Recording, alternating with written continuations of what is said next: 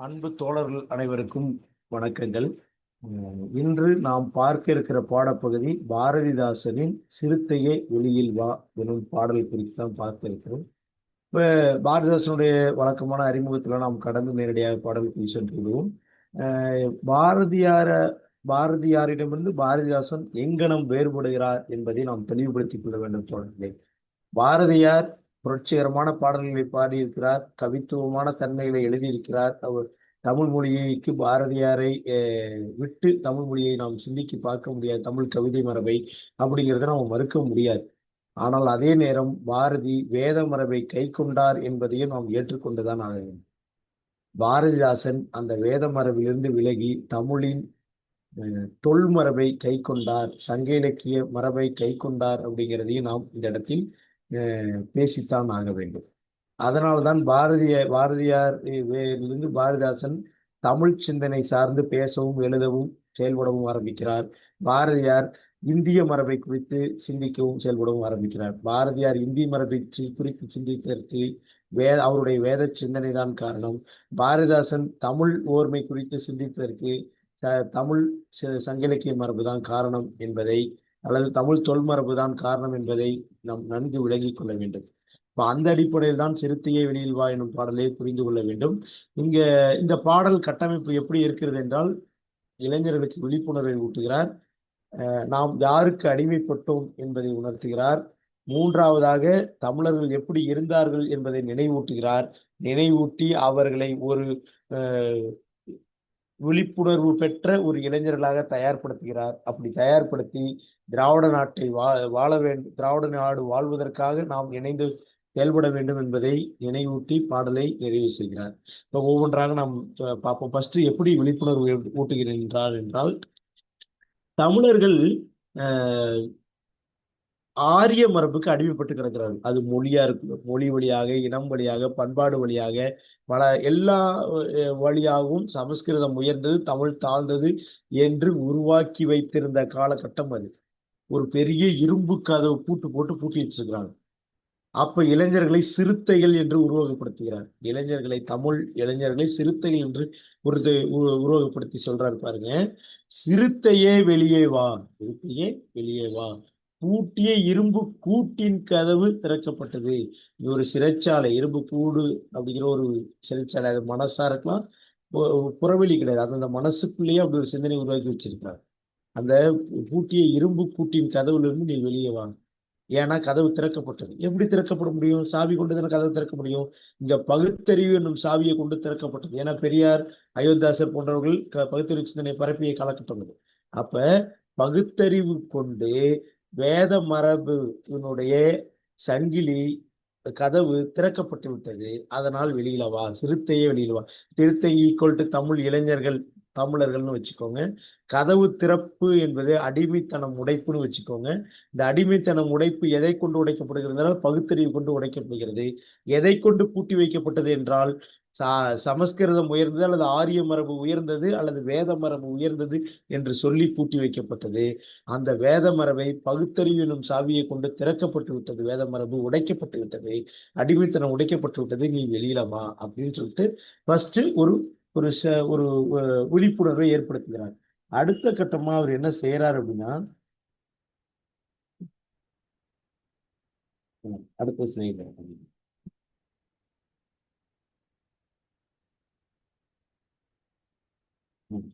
என்னன்னு பாருங்க. எலி, புலி, பறவை, சிங்கம் அப்படி மூன்றோட ஊமைப்படுத்துறாரு பாருங்க. எலி என உன்னை இகழ்ந்தவர் நடுங்க, புலி என செயல் செய்ய புறப்படு வெளியே, நம்பினை பகலினை, நம்பினைங்கிறது ஒரு புராண பறவை, நம்பினை பகலினை நள்ளிருள் என்றே சிம்புட்பறவை, மணிக்கு நம்பினைனா நம்பினாய், பகலினை நள்ளிருள் என்று நம்பினாய், சிம்புட்பறவே சிறகை விரியலு, சிறகை விரித்து எழு அப்படிங்கிறார். சிம்புட்பறவைங்கிறது ஒரு புராணத்துல இருக்கிற பறவையாக நமக்கு தகவல் கிடைக்கிறது. சிங்க இளைஞனே திருப்பு முகம், திற விழி, விழியை திறந்து பார் அப்படிங்கிறார். சரியா?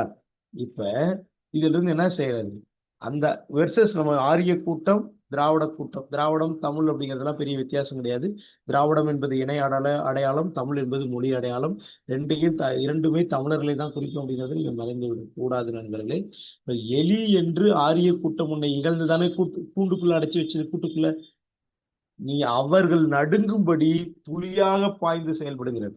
எலி என உன்னை இகழ்ந்தவர் நடுங்கும்படி புலியாக பாய்ந்து செயல்படு, பறவையாக பறந்து எழு, சிங்கம் போல திருப்பு முகத்தைங்கிறார். இதுக்கு முன்னாடி அப்படி கூனி குறுகி இருக்கையில் அப்படிலாம் இருக்காது. சிங்கம் போல திருப்பு முகத்தை, விழியை திறந்து பார். முகத்தை திருப்புவது விழியை நல்லா அகலமா திறந்து பார். அந்த அந்த அந்த வீரத்தோடு பார் அப்படின்னு சொல்றாரு. ஏன்னா அடிமைக்கு நேர் எதிரான வாசகம். ஏன்னா பூட்டிய கதவுக்குள்ள ஒடுங்கி கிடப்பான் இல்லைங்களா, இந்த அடிமைத்தனத்தை உடைப்பதற்காக தான் சொல்றாரு.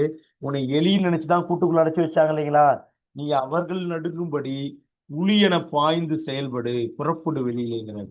பறவை போல பறந்து சுதந்திரமாக தெரிகிறாரு.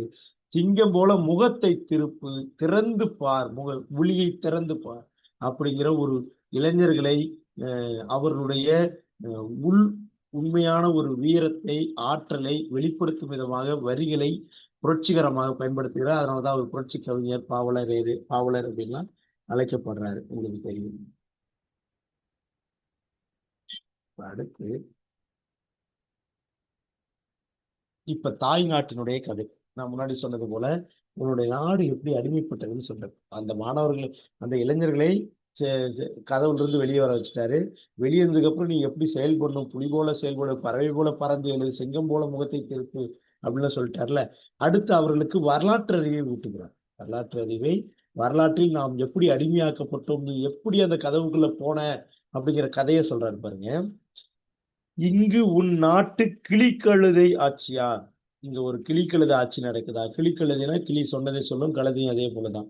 முட்டாள்தனமான ஆட்சி ஒண்ணு நடக்குது அப்படின்னு சொல்லிட்டு கைவிரித்து வந்த கயவர் நம்மிடை பொய் விரித்து நம் புலன்கள் மறைத்து தமிழுக்கு விளங்கிட்டு தாயகம் பற்றி. எப்படி தாயகமாகிய நம் நாடான தமிழ்நாட்டை எப்படி கைப்பற்றினார்கள் என்றால், இங்க ஒரு கிளிக்கழுதை ஆட்சி நடக்கிறது. கிளிக்கழுதுனா சொன்னதை சொல்லக்கூடிய ஆட்சி நடக்கிறது. அப்ப அதனால அது எப்படி சாத்தியமாச்சு அப்படின்னா, கைவிரித்து வந்த கைவர். ஆரியர் கூட்டம்ங்கிறது இந்தியாவுடைய மரபுல தோன்றியது கிடையாது. அவர்கள் வேறற்றவர்கள். அவர் அப்படியே மத்திய தரைக்கடல் வழியாக இந்தியாவிற்குள் வந்தார்கள் ஒரு குறிப்பிட்ட காலகட்டத்துக்கு முன்னாடி. அதனால சொல்றாங்க, கைவிரித்து வந்த கயவர், ஒண்ணுமே இல்லாம நாட்டுக்குள்ள வந்தாங்க. பொய் விரித்து வெறும் பொய்யா பரப்புனாங்க. நம் புலன்களை மறைத்து நம்மகிட்ட ஒரு மாயாஜாலம் காட்டி நமக்கான உண்மையான பார்வையை மறைத்து விட்டார்கள். புலன் அறிவை மறைத்து விட்டார்கள். மறைத்து தமிழுக்கே விளங்கிட்டு, சமஸ்கிருதம் தான் உயர்ந்ததுன்னு சொல்லி தமிழுக்கு விளங்கிட்டு தாயகத்தை கைப்பற்றி விட்டார்கள் அப்படின்னு சொல்றாரு. எப்படி சொல்றாரு, கைவிரித்து ஒன்றுமே இல்லாமல் கைவிரித்து வந்த கைவர்கள் வாய் நிறைய பொய் பேசுகிறார்கள். அந்த பொய் பேசியதுனால நம்மளுடைய புலன்கள்லாம் மறைந்து விட்டது. நம்மளோட உண்மையான அறிவு பார்வை மறைந்து விட்டது. தமிழுக்கு விளங்கிட்டு விட்டார்கள். தாயகத்தை கைப்பற்றி விட்டார்கள். ஏன்னா நம்மளுடைய புலன்கள் தான் அறிவு. அந்த அறிவை மறைச்சதுக்கு அப்புறம் தமிழுக்கு விளங்கிட்டு விட்டார்கள், தாயகத்தை கைப்பற்றி விட்டார்கள் அப்படிங்கிற வரலாற்று அறிவை அந்த இளைஞர்களுக்கு ஊட்டுகிறார். அப்படி ஊட்டினதுக்கு பிறகு தமிழர்களின் அடையாளம் இது மட்டும் சொல்லக்கூடாது. எப்பவுமே இப்ப வரலாற்று இதெல்லாம் தப்பு நடந்துப்பான்னு சொன்னா, வரலாற்றுல ஆமா ஒரு காலத்துல என்னவா இருந்தோம். ஏன்னா அவர்கள் இடையில தானே அங்க இந்தியாவுக்குள்ள வராங்க. இந்தியாவுக்குள்ள வந்து தமிழகத்துக்கு வர்றதுக்கு ரொம்ப நாள் ஆச்சு இல்ல. தமிழகம் தென்பகுதி தானே. இப்போ அதுக்கு முன்னாடி தமிழர்கள் என்னவாக இங்க இருந்தார்கள், நம்முடைய பூர்வீக வரலாறு என்ன அப்படிங்கறது நினைவூட்டுறாரு பாருங்க. நமக்குள்ளது உரிமை தமக்கென்பார் எனில், நமக்குரிய உரிமை அவருக்குன்னு சொன்னார்கள் என்றால், வழி வழி வந்த உன் மரத்தனம் எங்கே, உன் வழி வழியா கடைபிடிச்சு வந்த உன் வீரம் எங்க போச்சு. இப்ப வீரங்கிறது தமிழுடைய தொல் மரபு. மொழி பற்று எங்கே, மொழி பற்று என்னாச்சு, விழிப்புற்று எழுக. இந்த மொழி பற்றும் வீரமும் நம்மளுடைய தொல் மரபு, அது வழி வழியா வந்தது. அது எங்க போய் கடன் கொடுத்த, இனிமையாவது விழிப்புற்று எழுக. எழுந்து சொல்லிட்டு இன்னொன்னு சொல்றாரு பாருங்க, நிகழ்ச்சி நேர்ந்தால் இறப்போம். அந்த காலத்துல என்ன பண்ண போற, ஒரு வேல் இப்படி குத்திருச்சு, முன்னாடி புறப்புண் பட்டுச்சுன்னா கூட ஐயோ நெஞ்சுக்கு நேராதான் வீரத்தை வாங்குவது, முன்னாடி காயப்பட்டுச்சுன்னு இறந்து விடுவான். வடக்கிருத்து இறந்து விடுவான். சரிங்களா. மக்கள் ஏதாவது குறை சொல்லிட்டா கூட இறந்து விடுவான். அப்படி ஒரு வீர பின்னணியில வளர்ந்த அதாவது நேருக்கு நேர் எதையும் எதிர்கொள்வது, இயற்கையை போல எதிர்கொள்வது, இயற்கை பண்பது, நேருக்கு நேர் எதையும் எதிர்கொள்வது. அதனாலதான் இகழ்ச்சி இருந்தால் இறந்து விடுவாய், புகழ்ச்சி என்றால் ஏற்றுக்கொள்வாய். அப்படியாப்பட்ட மரபில் வந்த நீ வையமாண்ட வண்டமிழ் மரபு, அப்படியாப்பட்ட மரபு உன்னுடையது. கையிருப்பை காட்ட எழுதுது. கையில கொஞ்சமா வச்சிட்டு இருக்கிறீல்ல, அதை காட்டுவதற்காக எழுதுது. இவளை இழந்து போயிடுச்சு தான் சுத்தமா ஆனா அதே நேரத்தில் சுத்தமா போயிடல. எது? தமிழருடைய வீரமும் தமிழருடைய மொழிப்பற்றும், இகழ்ச்சி என்றால் இறந்து விடுவதும், புகழ்ச்சி என்றால் ஏற்றுக்கொள்வதுமாகிய தமிழ் மரபு இருக்குல்ல, இந்த மரபு கையிலே கொஞ்சமாவது இருக்குல்ல ஒட்டிக்கிட்டு, அதை காட்ட வீரத்தோடு எழுந்திடு அப்படிங்கிறார். எழுந்து குறிக்கும் உன் இளைஞர் கூட்டம் எங்கே, மறிக்குணா கடல் போல் மாப்பகை மேல் விடு. என்ன பண்றாரு? உன் இளைஞர் கூட்டத்தை அந்த ஆரிய பகையின் மீது கொண்டு போய் செலுத்து. உன் குறிக்கோளுடன் அந்த இளைஞர் கூட்டத்தை தயார் செய்து ஆரிய பகையின் மீது செலுத்த. அந்த ஆரிய பகை எப்படியாப்பட்டது? மறிக்குணா கடல் போல், கடல் போல் பறந்து விரிந்த பகைதான். ஆனா நீ குறிக்கோளுடைய கூட்டம். ஆனா குறிக்கோளுடைய கூட்டம் கொஞ்சம் பேர் இருந்தாலும் அது டார்கெட் சக்சஸ் ஆகும். குறிக்கோளுடைய கூட்டத்தை அதன் மீது செலுத்து அப்படிங்கிறார். ஏதோ 4 போருக்கு போறேன் நானும் போவாத, சண்டைக்கு போறேன் நீயும் போவாத, உரிமையை கேட்கறேன் நீயும் போகாத, குறிக்கோளுடைய கூட்டத்தோடு போ அப்படின்னு சொல்லி சொன்னாரு. அந்த வார்த்தை ரொம்ப முக்கியம்.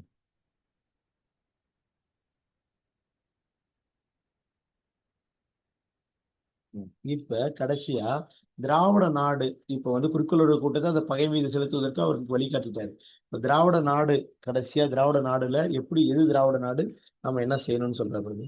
நான் மொழிக்கு விடுதலை நல்கிட, நம்முடைய மொழிக்கு விடுதலை கொடுத்திட எழுந்திரு. பொன்மொழிக்கு நீ புதுமை ஏற்றுவாய், மக்களை ஒன்று சேர் வாழ்வை உயர்த்துக, கைக்குல திறமை காட்ட எழுந்திரு. வாழ்க திராவிட நாடு, வாழ்க நின் வையத்து மாப்புகள் அப்படிங்கிறார். அப்படின்னா என்னது? மொழியை காக்குவதற்கு, மொழியை புதுப்பிப்பதற்கு மக்களை ஒன்று சேர்த்து திறமையை காட்டு, ஒன்று சேர்த்து போராடு, எழுந்து போராடு, கடைசி வரைக்கும் போராடு, திராவிட நாடு வாழட்டும், தமிழர் புகழ் பரவட்டும் அப்படிங்கிறார். சரியா? இது நம்ம தொகுத்து பார்க்கணும்னா ஒண்ணும் கிடையாது. ஒரு சிம்பிள். ஒரு ஆரியம் நம்மளை அடிமைப்படுத்தி விட்டது. பகுத்தறிவு கொண்டு திறக்கப்பட்டு சாவியை, பகுத்தறிவு சாவி கொண்டு இந்த ஆரிய அடிமை உடைக்கப்பட்டு விட்டது. நீ பூட்டி இரும்பு கூட்டிலிருந்து வெளியில வா. வந்துட்டு உன்னை எளிது சொன்னவங்களுக்கு எல்லாம் நீ புலியா பாய்ந்து செயல்பட்டு காட்டு. பறவை போல பறந்து திரி, எங்க வருமானம் போவா. சிங்கத்தை போல திருப்பு முகத்தை காட்டு, குனிஞ்சிட்டு இருக்காது திருப்பி காட்டு, விழியை திறந்து பேசு அப்படிங்கிறார்.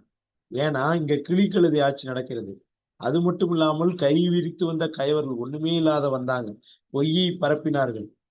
பொய்யை பரப்பி இந்த மொழி என்ன சொல்றது, புலன்களை, நம்மளுடைய அறிவை மறைத்து தமிழுக்கு விளங்கிட்டு தாயகத்தை கைப்பற்றி விட்டார். அப்படி கைப்பற்றி விட்டார்கள். நீ காலங்காலமா நீ ஒரு வீர மரபுல வந்த, மொழிப்பற்றோட இருந்த, அது மட்டும் இல்லாம புகழ்ச்சினா வந்து ஏத்துக்குவோம், இகழ்ச்சினா இறந்து விடுவாய். இப்படியாப்பட்ட ஒரு மரபு அதுல கொஞ்சமா மிச்சம் வச்சிருப்பில்ல, அந்த கொஞ்சமா மிச்சம் வச்சிருக்கிறத காட்டுவதற்காக எழுதிடு. குறிக்கோளுடைய கூட்டமாக சென்றிடு. சென்று போய் அந்த ஆரிய பகையின் மேல் காட்டு. அப்படி உரிமையை கேளு, சண்டை போடு அப்படின்னு சொல்றாரு. சொல்லிட்டு மொழியை காக்க, மொழியை புதுப்பிக்க, மக்களை ஒன்று சேர்த்து போராடு, திராவிட நாடு வாழட்டும், தமிழர் புகழ் பரவட்டும். இவ்வளவுதான் வந்து பாரதிதாசன்.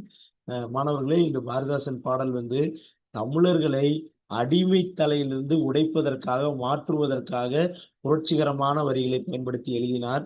அவருக்கு புரட்சி பாவலர் என்ற பெயர் வந்ததுக்கெல்லாம் இதுக்கு காரணம் இதுதான் அப்படிங்கிறது இந்த வரிகளை உங்களுக்கு எழுதி சொன்னேன். திராவிட நாடும் தமிழர் நாடும் வேறு வேறு அல்ல, இதெல்லாம் நான் உங்களுக்கு சொல்லியிருக்கிறேன்.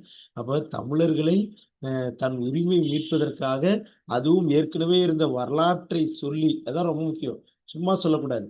நீ இப்ப என்னவா இருக்கிற, வரலாற்றுல நீ இது இப்படி ஆனதுக்கு காரணம் என்ன, அதுக்கு முன்னாடி நீ என்னவா இருந்த, அந்த பழமையை கொண்டு வந்து இந்த காலத்தோடு இணைச்சு மறுபடியும் ஒரு தமிழ் மரபை கட்டி எழுப்புவது இருக்குல்ல, அதுதான் பாரதிதாசன். பாரதிதாசனும் தமிழும் வேறு வேறு இல்லை. நன்றி நண்பர்களே.